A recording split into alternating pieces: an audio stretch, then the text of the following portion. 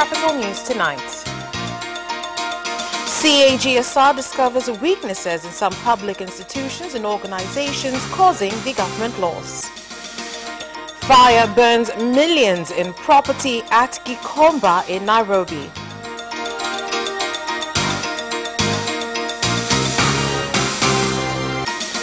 Trainers from Southampton to train coaches in Tanzania.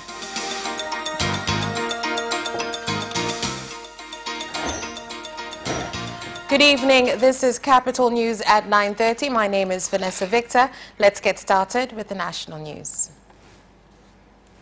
The Controller and Auditor General, Professor Musa Sada, submitted his report on the inspection of the financial year ending on the 30th of June 2018, whereby he revealed the presence of deficiencies in some public institutions and organizations, including the National Health Insurance Fund, the National Electoral Commission, and the police force in the country, which has caused the government to lose revenue. The report revealed that the police force paid 16.66 billion shillings for police officers' uniforms without any evidence of ordering nor collecting the uniforms. So what was the money paid for?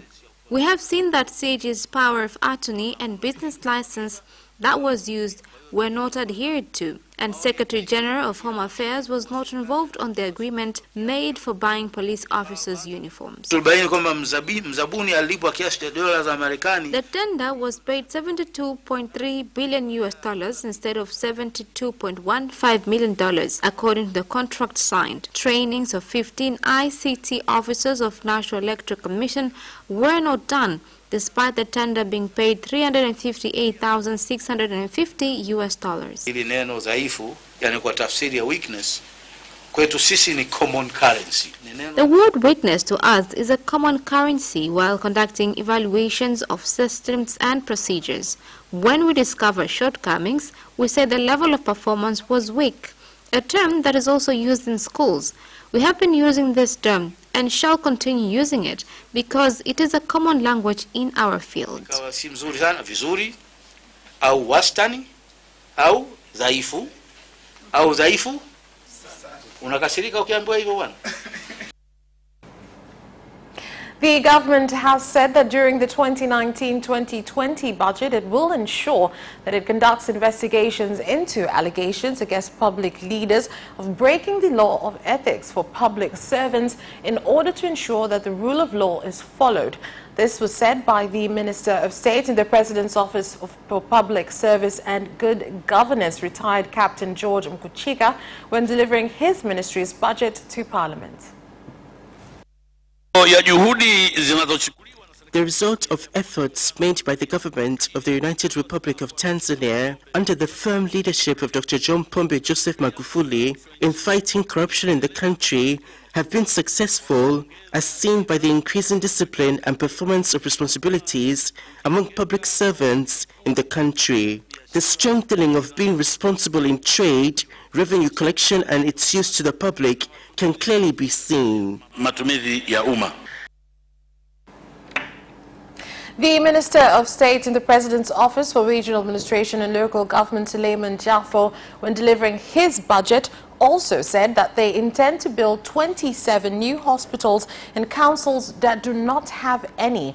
After the reports were read, the Parliament standing committees that deal with the ministries also gave their views, with some committees asking the government to increase salaries of public servants.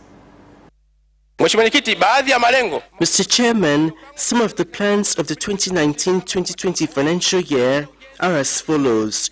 1. To start the construction of 27 hospitals for councils. The hospitals will be built in different councils as shown in my book. The government should increase the salaries for public servants for the servants to be able to cope with the demands and requirements of life which have increased. We are all witnesses to the fact that the government has not increased the salaries of public servants for the last 3 years now. The government should increase the Mkurabita budget and provide it on time so as to increase the speed of land measurement and formalization of individuals' trade. The government should look at this thing. We have looked at the Dodoma police the other day, and he said that he would beat us thoroughly. Earlier, he said that he would give us a dog's beating. It is not right for the police who are paid through our taxes to say such things. If this had happened in other developed countries, the police would have been removed from office.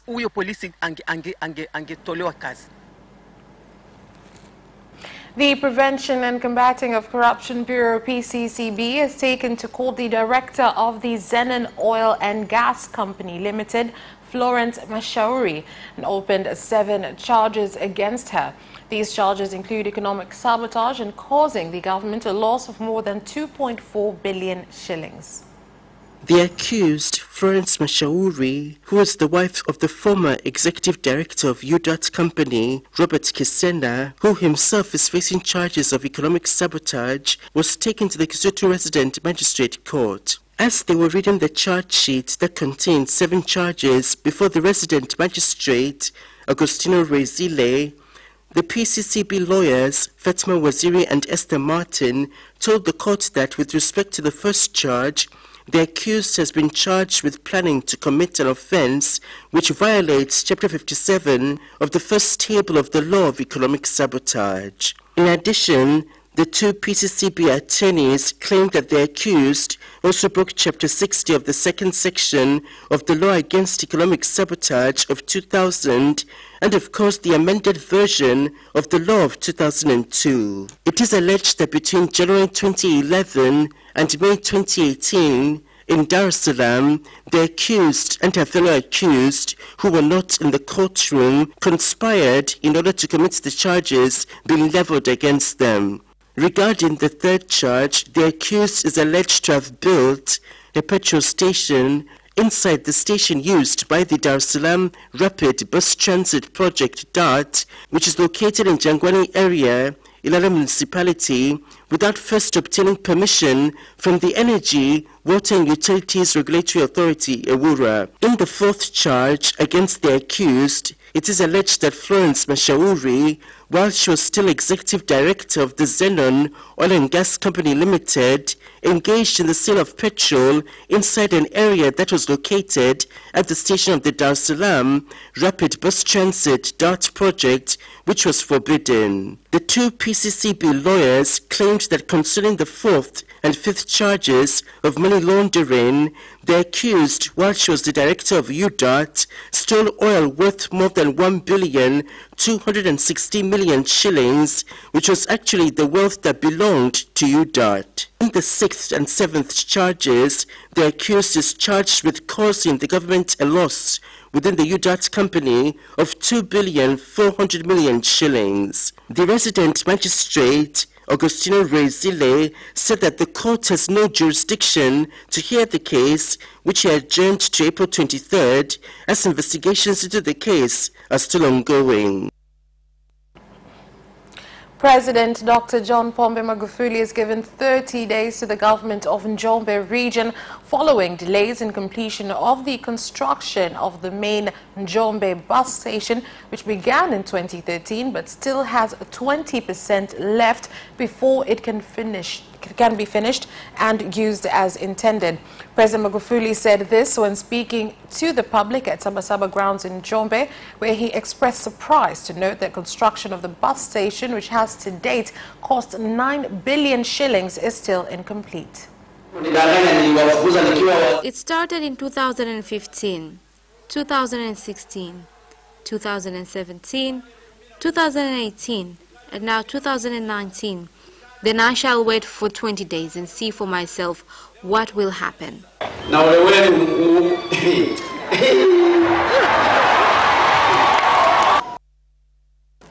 In another move, the president has also laid the foundation stone for 2 construction projects, a referral hospital in Njombe region, as well as the construction of a tarmac road from Makete to Njombe urban. That is 107 kilometers long, which cost the government over 227 billion shillings, as stated by the Minister of Health, Umi Mwalimu, and the Minister of Works, Transport and Communication, Isaac Kamwelwe. 5.2 billion shillings have been provided by your government without any contribution from donors.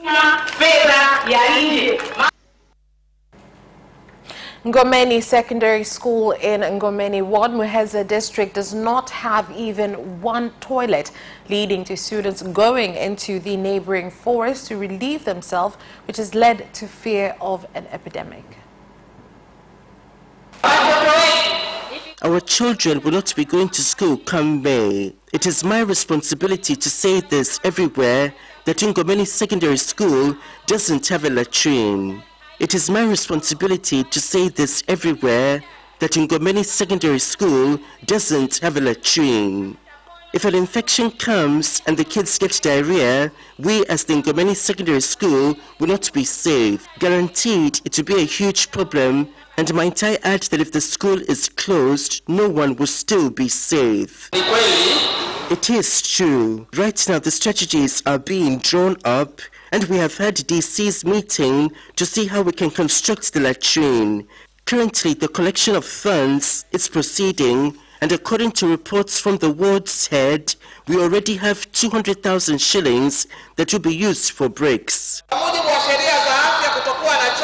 According to the health regulations, not having a toilet is like planning murder.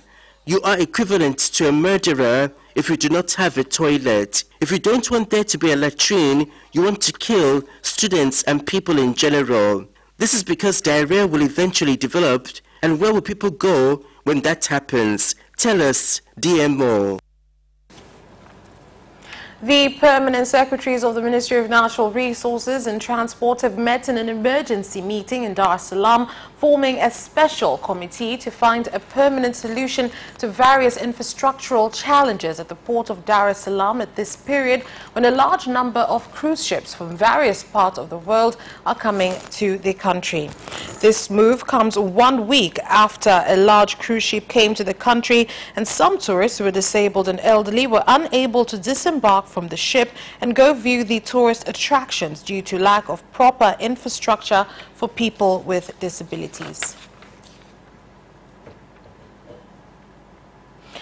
And as part of commemoration of 70 years of the initiation of the India Council for Cultural Relations, ICCR, India has provided more opportunities for practical training in their country for Tanzanians so as to promote understanding in various areas, as well as to gain experience that will help in making development strides.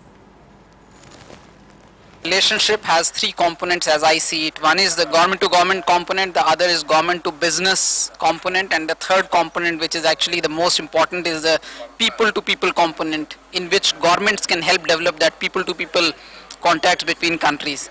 And for India, I believe that, for us, this people to people relations is really a big strength for India-Tanzania friendship. And the friendship which has a very sound base of people-to-people relations is the relationship which is the deepest, and it will last the longest, and it will be the strongest. So in that sense, the cultural activities, educational exchanges are kind of 2 pillars on which this people-to-people relationship is based, and which is what we are, I think, seeking to promote in Tanzania.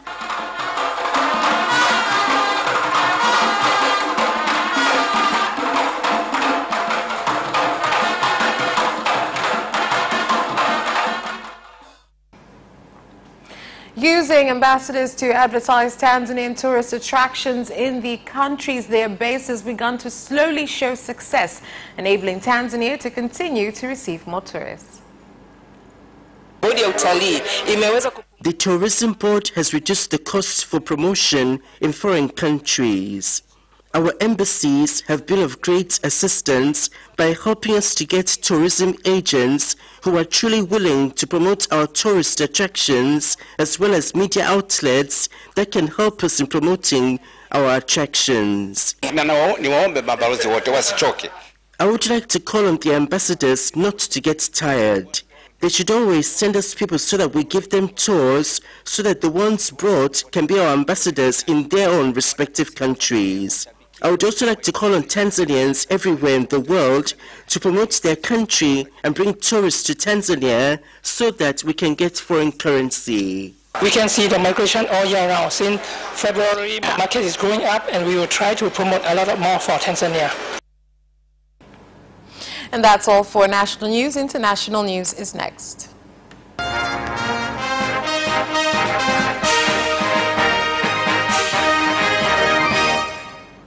And in international news, property worth millions has burnt down at Gikomba Market in Nairobi.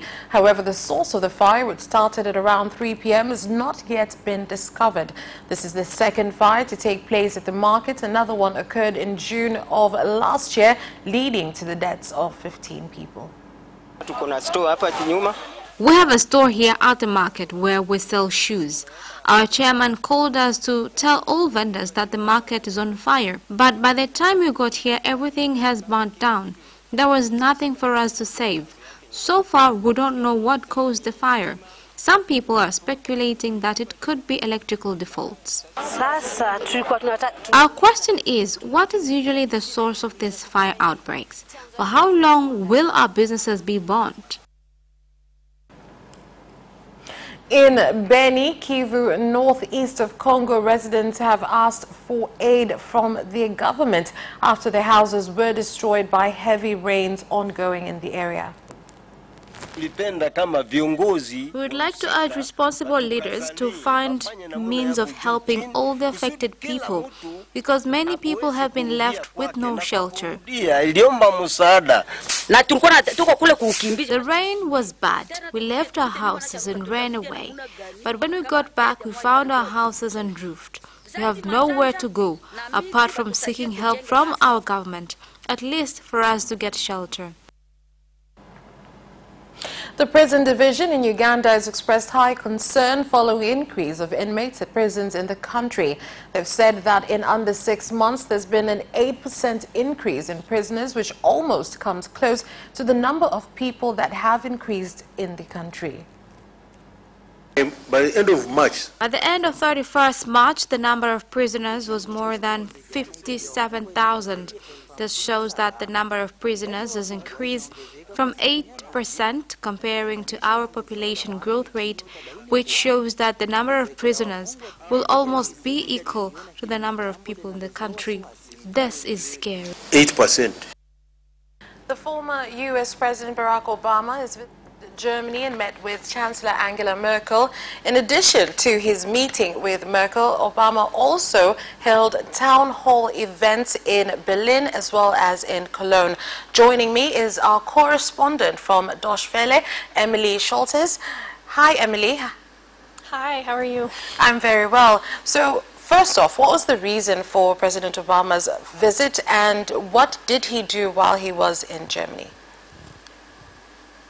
Well, as you noted, it was a two-part visit. So he came here to hold these town halls with Germans, talk about transatlantic issues, talk about the future of U.S.-German relations and U.S.-Europe relations. But he also came and spent some time with the Chancellor, and that is, a relationship that has been long ongoing, and it was another chance for the two of them, the second time actually since President Obama left office, that the two of them had a chance to meet. Being that these two leaders have been working together in a professional capacity for a very long time, what kind of relationship does the former President Obama as well as Chancellor Merkel have had over the years, and what does this meeting tell us about their relationship today? What this meeting tells us about the relationship is really that it's one that exists beyond just the two of them in their official political positions. I mean, if you look at photos of the two together here in Berlin, it's clear that there is a genuine affection between them, not just because they share a relatively similar worldview and share similar positions on a number of international issues, but personally they get along well, and that's something that Obama spent 8 years in office. Merkel was already in office by the time that he came around. It took a while for them to develop that kind of rapport, but the fact that you've seen him come back, now not once but twice, and see her again since leaving office, shows really that they do have an enduring relationship and that they really do see the world in very much the same way. Well, so Emily, when Obama was first elected, he was very popular among Germans, but that has had its complications during the years of his presidency. How has, and in what ways have the German views of Obama changed over the years, if they have? Sure. Well, when we look at Obama, when he was first running for office in 2008, for example, he came here to Berlin, he gave a speech at the Victory Column, and it was, it was attended by hundreds of thousands of people. It was a massive event, and I think really showcased the extent to which Obama was a sort of political rock star in Germany and in Europe more broadly. That wasn't always the case during his presidency. There were issues on which Germans starkly disagreed with some of President Obama's policies, particularly when it came to surveillance issues in the National Security Agency. But overall, I think in particular given the president that has come after him and some of the complications and disagreements we've seen in that transatlantic relationship just in these last 2 years, I think the Germans look on President Obama with a genuine sense of fondness, and you can tell that he has enduring appeal here by the excitement and attention generated around his visit. Thank you, Emily, for that report on President Obama's visit in Germany. I hope he's having a good time there. Yeah, thanks for having me. And that report ends our international news. Do stay with us. We'll be back with business news after this break. Watch Business Edition as we talk to business leaders and experts in sectors that are transforming Tanzania's economy. To be rich, I have to be a business person. It's not an easy road at all. People need to understand. You must quickly think how cost effective are you going to be. Business acts as a way in which it can bridge that gap. Business Edition will keep you informed on latest developments in the financial sector, extractive industry, tourism, agriculture, energy, construction, and so much more. Meet entrepreneurs who create employment opportunities. Watch Business Edition on Friday at 8:15 p.m.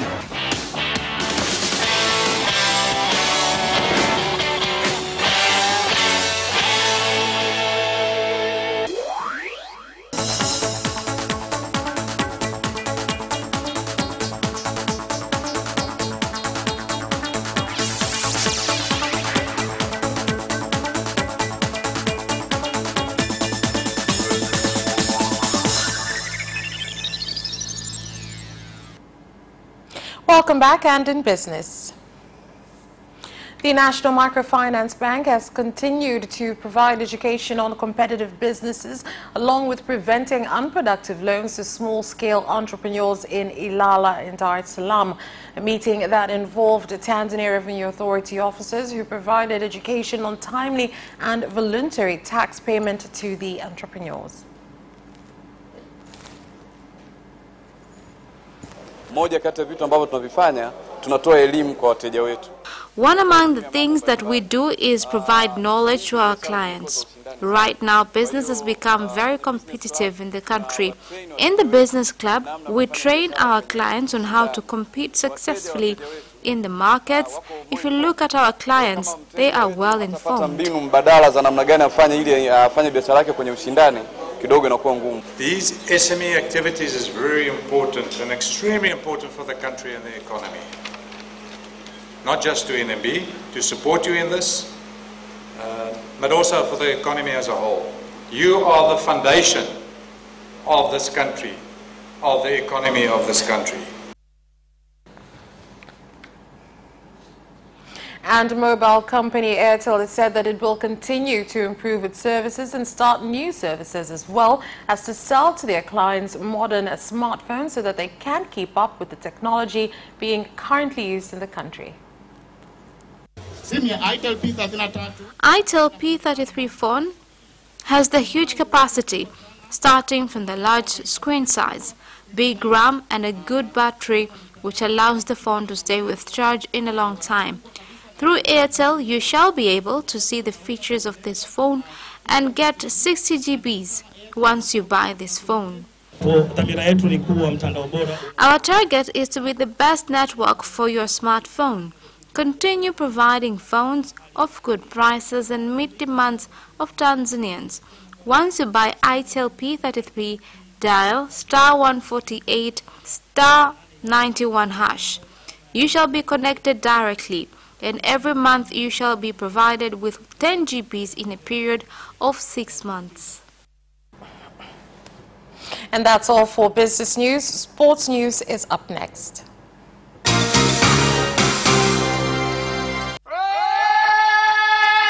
Hi, my name is Kotaro Tokuda. What's up? My name is Céline Garnier. I'm John Barnes from Liverpool Football Club. The hip hop, a hip it, the hip it, hip hop. You don't stop the rockin' to the bang bang boogie. Say up, jump the boogie to the rhythm of the boogie to beat. Now what you hear? I'm watching Sports Gazette. I'm watching Sport Gazette. And you're watching Sports Gazette with Sebastian. With Sebastian. Peace out. Yes! And you can also watch Sports Gazette for highlights and interviews regarding sports. Do not miss Sports Gazette every Wednesday at 7 p.m. only on Capital Television.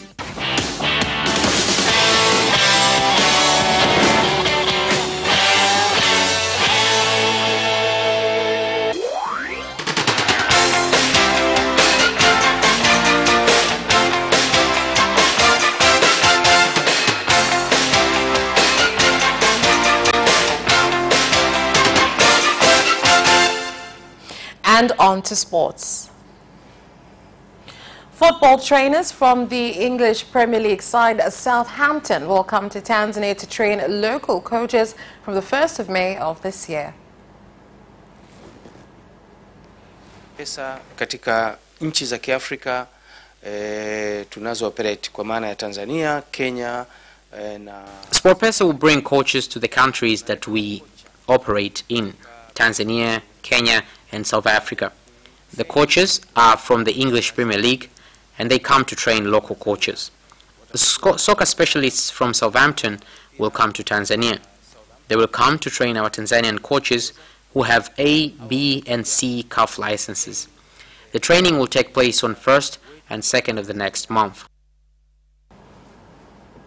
The TFF Electoral Committee Chair says younger candidates who will not have the required qualities will be removed from the general elections, leaving only those who will qualify.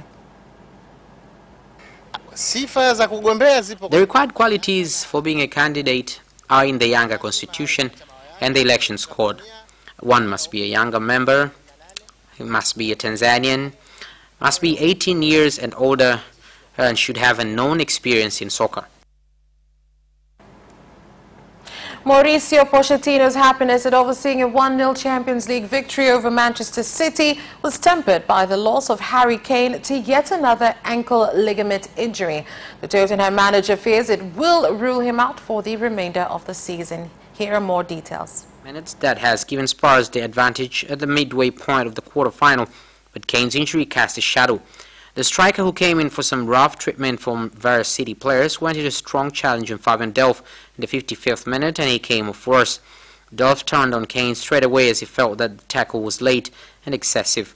Pochettino had a verbal exchange with Delph, and it was immediately apparent that Kane had a serious problem. He was helped down the tunnel towards the dressing room and departed the ground on crutches. Cristiano Ronaldo is back in the Juventus squad to face Ajax in the first leg of their Champions League quarter-final. Here is more on the story. Ronaldo has not featured for Juve since his hat-trick inspired a stunning second-leg comeback against Atletico Madrid in the last 16. He sustained a hamstring strain while on international duty with Portugal at the end of last month. In his absence, Juventus have won 3 of the last 4 Serie A matches and are on the brink of an 8th consecutive Scudetto. However, Ronaldo trained on Tuesday, and the return of the Champions League's record scorer will undoubtedly be a huge boost to the Bianconeri for the trip to Amsterdam, for which they will be without Giorgio Chiellini and Emre Can. And And that sports item ends our news bulletin. On behalf of everyone who worked to bring you this bulletin, my name is Vanessa Victor. Thank you for watching and have a good night.